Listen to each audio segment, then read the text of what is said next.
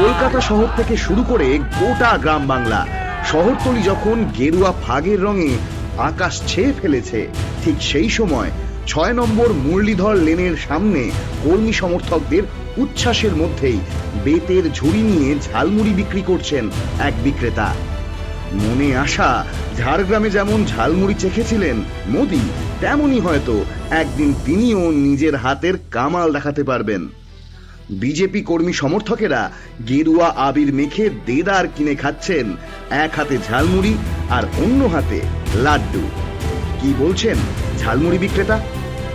একটা আনন্দের দিন, আজকে বিজেপি জিতছে বলেই কি এখানে ঝালমুড়ি নিয়ে দাঁড়িয়ে? খুব ভালো লাগলো, আজকে বিজেপি জিতে গেছে।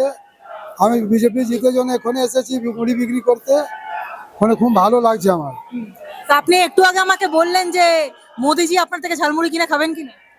খাবে, যদি আমার সময় পাবে তো খাবে আমার সামনে। তাহলে আপনিও এরকম একটা আশা নিয়ে বসে আছেন যে কোনোদিন মোদিজি আপনার থেকে ঝালমুড়ি দেখা হবে, কোনোদিন দেখা হবে। ভালো করে ঝালমুড়ি বানাবেন তো? হ্যাঁ হ্যাঁ, ভালো করবে।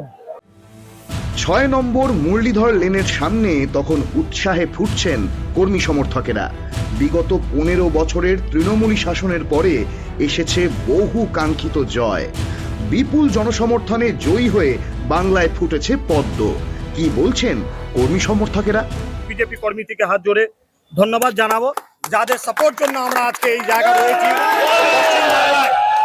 এই পশ্চিমবাংলায় আমরা কোনোদিন ভাবিনি যে বিজেপি ঝড়টা উঠবে, যে ঝড়ে উঠেছে।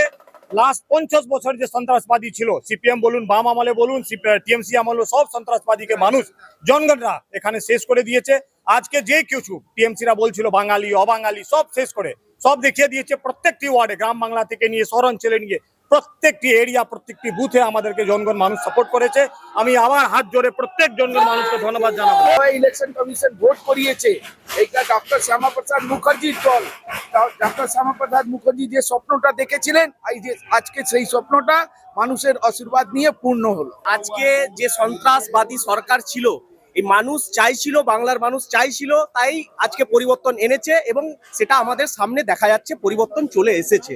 ওনারা এটা বুঝতে পেরেছেন যে আজকে যারা সন্ত্রাস ছড়াচ্ছিল এই এলাকায়, সেই সন্ত্রাস মুক্ত হতে চলেছে এবং আগামী ৫ বছর মানুষ যে ভেবে সরকারকে এনেছে, সেই সরকারে আমরা ওই জায়গায় পৌঁছাবো, সেটা মানুষের কাছে আমরা প্রতিজ্ঞাবদ্ধ।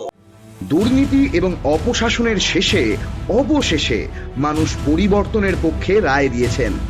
বিজেপি সেই বিপুল প্রত্যাশার চাপ কিভাবে সামাল দেয়, এখন সেই দিকেই নজর গোটা রাজ্যের তথা গোটা দেশের।